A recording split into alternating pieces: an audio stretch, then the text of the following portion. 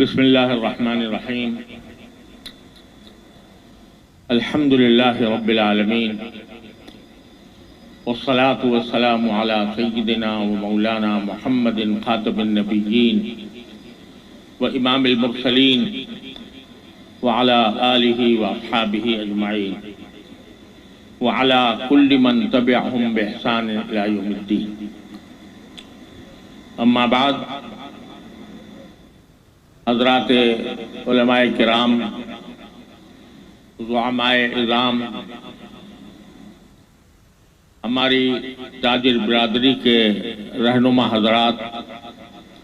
اور معزز حاضرین، السلام علیکم ورحمۃ اللہ تعالی وبرکاتہ۔ آج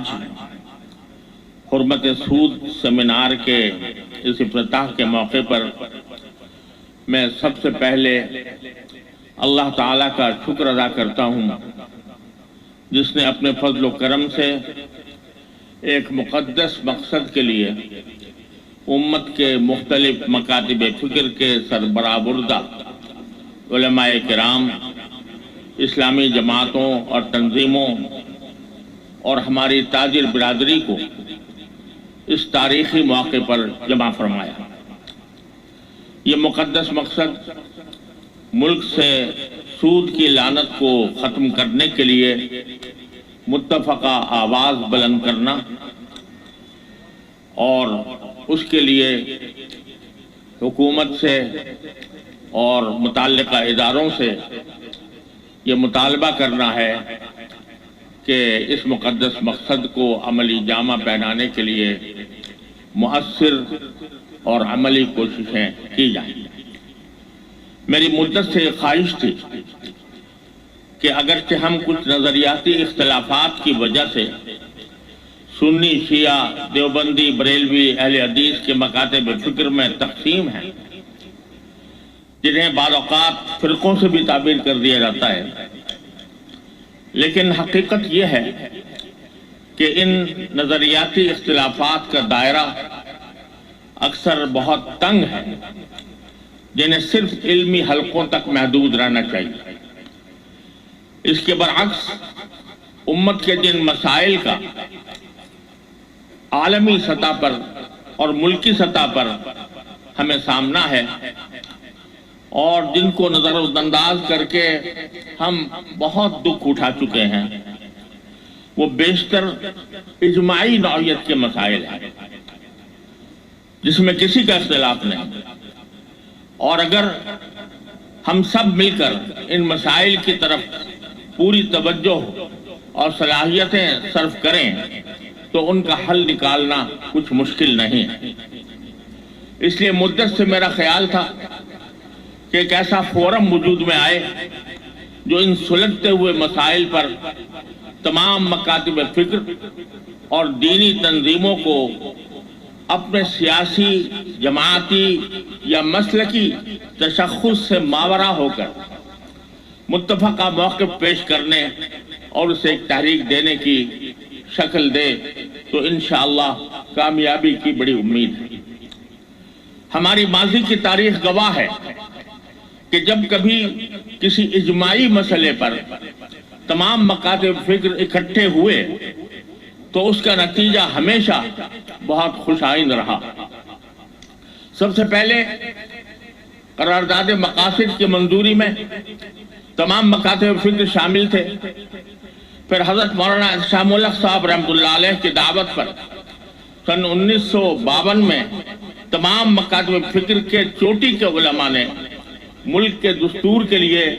22 نکات مرتب فرمائے، جنہیں قبول عام حاصل ہوا۔ اس کے بعد سن 1953 میں تمام مکاتب فکر کے چوٹی کے علماء نے ملک کے دستور کے لیے عملی تفصیلات اس دستور پر ترمیمات کی شکل میں پیش کی جو اس وقت زیر نظر تھا، اور اس پر شقوار تبصرہ کر کے ملکی دستور کے لیے متفقہ طور پر مزید مفصل بنیادیں فراہم کی، جو بعد کے دستوروں کے لیے مثال راہ بنی۔ پھر 1973 کے دستور کی تیاری میں حضرت مولانا مفتی محمود صاحب رحمۃ اللہ علیہ اور حضرت مولانا شاہ احمد نورانی رحمۃ اللہ علیہ جیسے پائے کے علماء نے تمام مکاتب فکر کے اتفاق سے تاریخی حصہ لیا، اور بفضلہ تعالی وہ دستور بڑی حد تک اسلامی بن کر تمام سیاسی پارٹیوں کے اتفاق سے نافذ ہوا۔ اس کے بعد سن 1974 میں ختم نبوت کی تحریک اٹھی تو حضرت مولانا محمد یوسف بن نوری رحمۃ اللہ علیہ کی دعوت پر تمام مکاتب فکر نے مل کر تحریک چلائی، جو الحمدللہ پوری طرح کامیاب ہوئی۔ اس کے بعد ملک میں امن و امان کا مسئلہ پیش آیا تو اس موقع پر بھی شریعت اسلامی کے نفاذ کے لیے مسلح جد و جہد یہ کسی طرح بھی اس ملک میں جائز نہیں ہے، اور اس کے نتیجے میں الحمدللہ ملک میں امن و امان کی فضا کو فائدہ پہنچا۔ تو اس سے یہ تاریخ یہ بتاتی ہے کہ جب کبھی تمام مکاتب فکر کے علماء اکٹھے ہو کر کوئی متفقہ موقف اختیار کرتے اور اس کے لیے مخلصانہ جد و جہد کرتے ہیں تو اس سے ایک طرف عوام کا حوصلہ بھی بڑھتا ہے اور آخر کار اللہ تعالیٰ کی مدد شامل حال ہوتی ہے۔ اس لیے میری مدت سے یہ تمنا تھی کہ ایک ایسے فورم کی مستقل ضرورت ہے جو مسلکی اور سیاسی وابستگی سے الگ ہو کر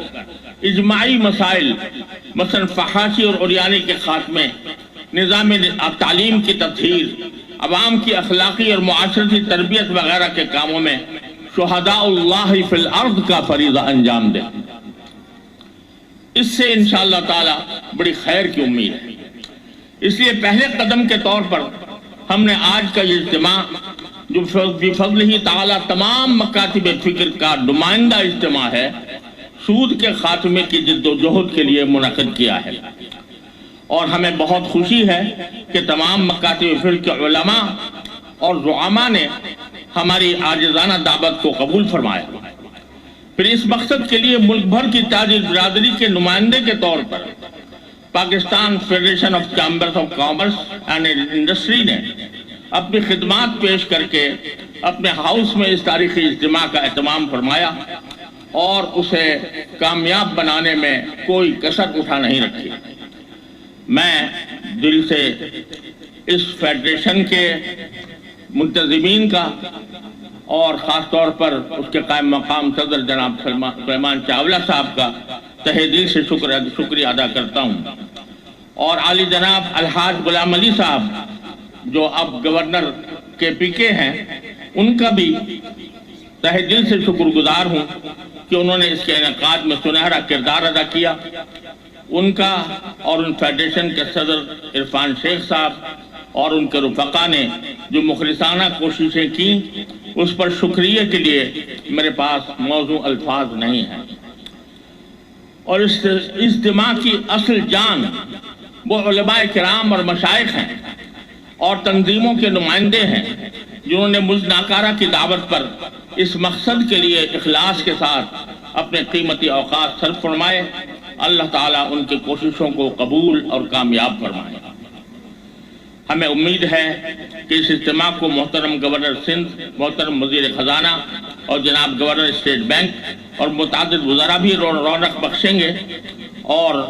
اس کام کو آگے بڑھانے کے لیے عملی اقدامات کا اعلان کریں گے۔ اللہ تعالیٰ انہیں بھی جزائے خیر عطا فرما کر مقصد میں نمایاں کردار ادا کرنے کی توفیق عطا فرمائے۔ وآخر دعوانا ان الحمدللہ رب العالمین۔